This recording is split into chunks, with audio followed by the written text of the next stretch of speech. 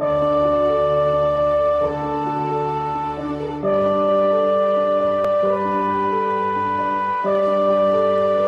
pagbasa.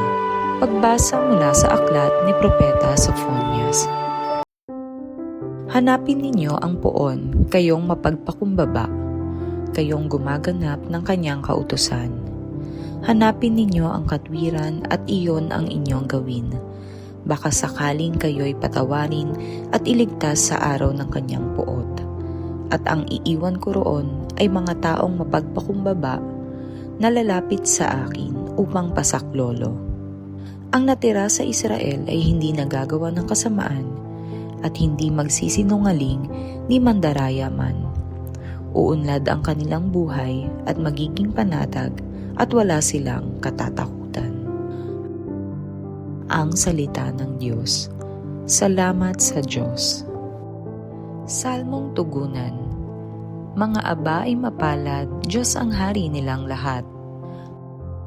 Ang maaasahang lagi, Panginoon, panig sa naaapi ang Diyos na hukom, may pagkaing handa sa nangagugutom. Mga aba ay mapalad, Diyos ang hari nilang lahat. Pinalaya niya ang mga nabihag, isinasauli paningin ng bulag.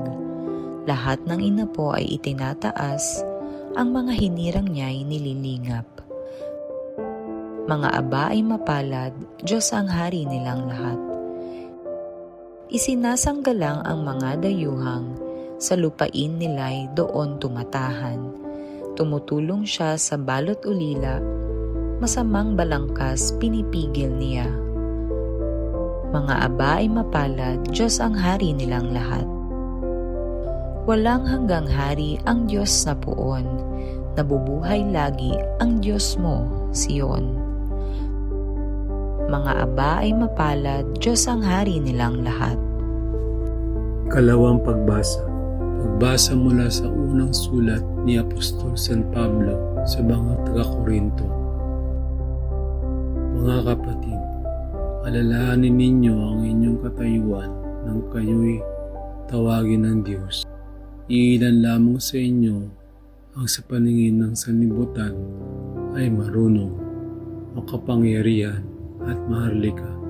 Subalit pinili ng Diyos ang sa palagay ng sanlibutan ay kahangalan upang iyain ang marurunong at ang mahihina sa turing ng sanlibutan, upang iyain ang malalakas.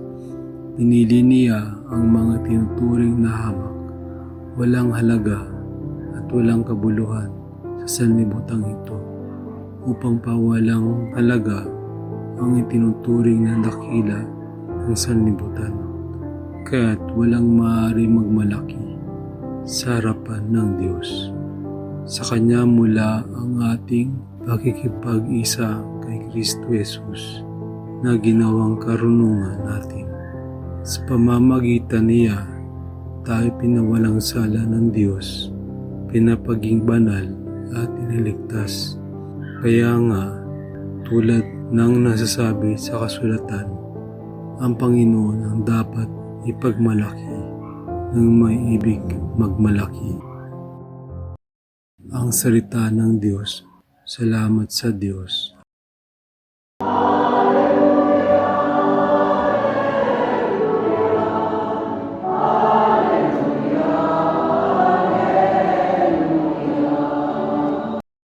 Ang mabuting balita ng Panginoon ayon kay San Mateo.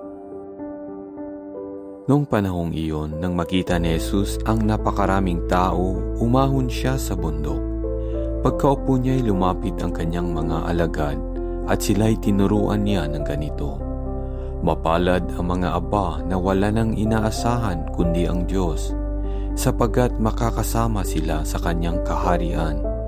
Mapalad ang mga nahahapis, sapagkat aaliwin sila ng Diyos. Mapalad ang mga mapagpakumbaba, sapagkat tatamuhin nila ang ipinangako ng Diyos. Mapalad ang mga nagmimithing makatupad sa kalooban ng Diyos, sapagkat ipagkakaloob sa kanila ang kanilang minimithi. Mapalad ang mga mahabagin, sapagkat kahahabagan sila ng Diyos. Mapalad ang mga may malinis na puso, sapagkat makikita nila ang Diyos. Mapalad ang mga gumagawa ng daan sa ikapagkakasundo, sapagkat sila'y ituturing ng Diyos na mga anak niya. Mapalad ang mga pinag-uusig dahil sa kanilang pagsunod sa kalooban ng Diyos, sapagkat makakasama sila sa kanyang kaharian. Mapalad kayo kapag dahil sa aki inaalimura kayo ng mga tao, pinag-uusig at pinagwiwikaan ng lahat ng uri ng kasamaan na pawang kasinungalingan. Magdiwang kayo at magalak sapagkat malaki ang inyong gantimpala sa langit. Ang mabuting balita ng Panginoon, pinupuri ka namin, Panginoong Hesukristo.